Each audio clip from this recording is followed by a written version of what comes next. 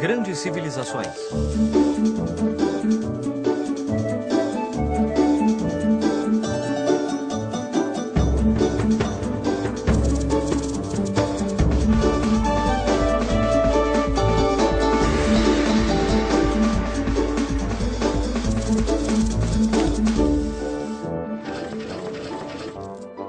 A China Antiga, primeira parte. A China é enorme. Basta olhar no mapa para se dar conta da imensa extensão territorial que ocupa. Nossa, é como se fosse a metade de um continente. É verdade, é enorme. É tão grande que existem diferentes climas e paisagens que atravessam o território chinês.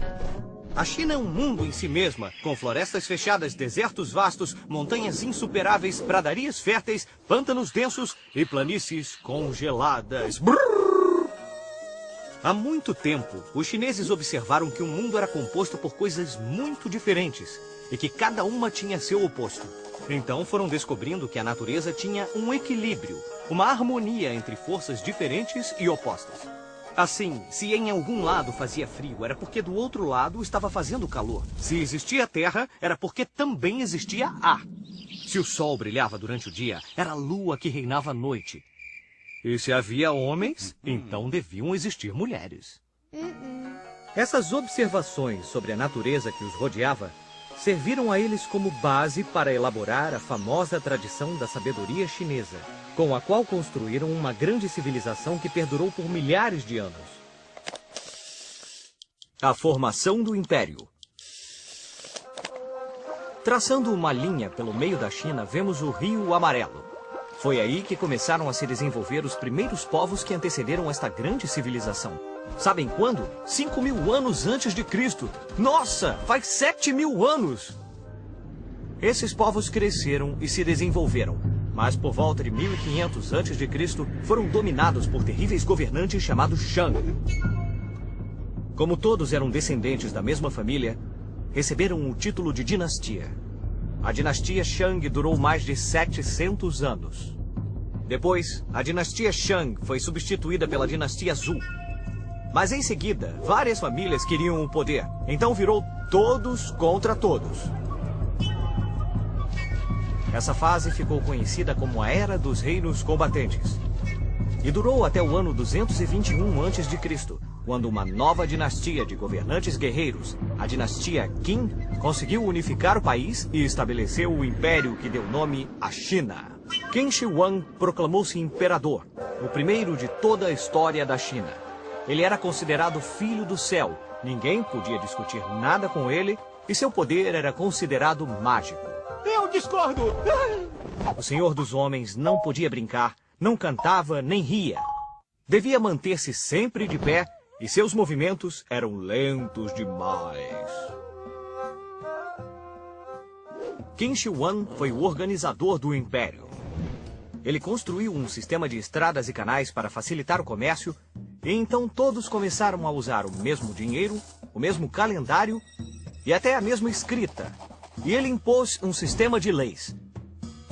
Mas havia pessoas que não gostavam de Qin Shi Huang.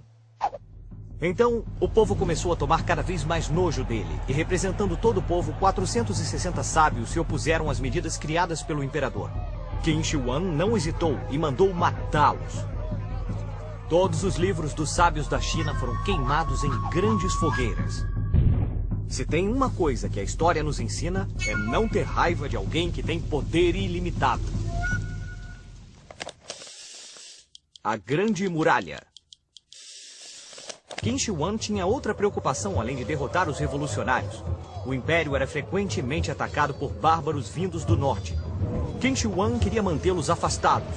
Mas como? O plano dele era simples. Ele decidiu construir um grande muro para que nenhum exército inimigo pudesse atravessar as fronteiras do império. Essa seria uma das maiores construções da história da humanidade. A construção da muralha foi iniciada durante o reinado de Qin Shi Huang, mas ela continuou por várias etapas, e este processo durou mais de 2000 anos. No final, o muro tinha mais de 9 metros de altura e chegou a medir 7.300 quilômetros, o equivalente à extensão de toda a América do Sul.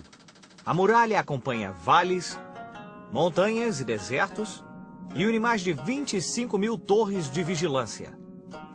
Construir essa muralha exigiu um esforço sobre-humano.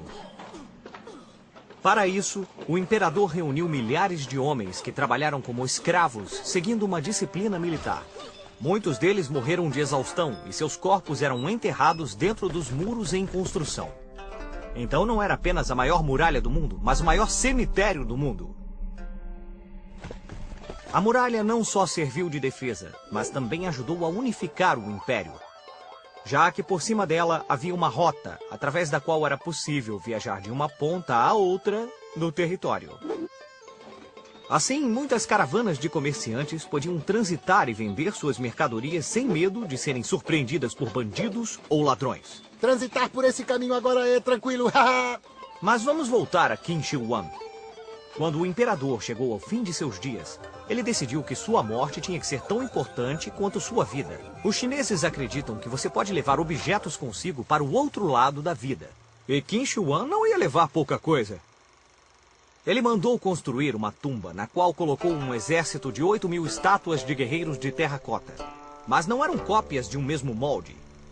Cada estátua era uma cópia exata de pessoas que haviam acompanhado o imperador quando ele estava vivo. Porém, se alguém ousasse entrar na tumba para perturbar o sono do imperador, arcos disparavam flechas automaticamente.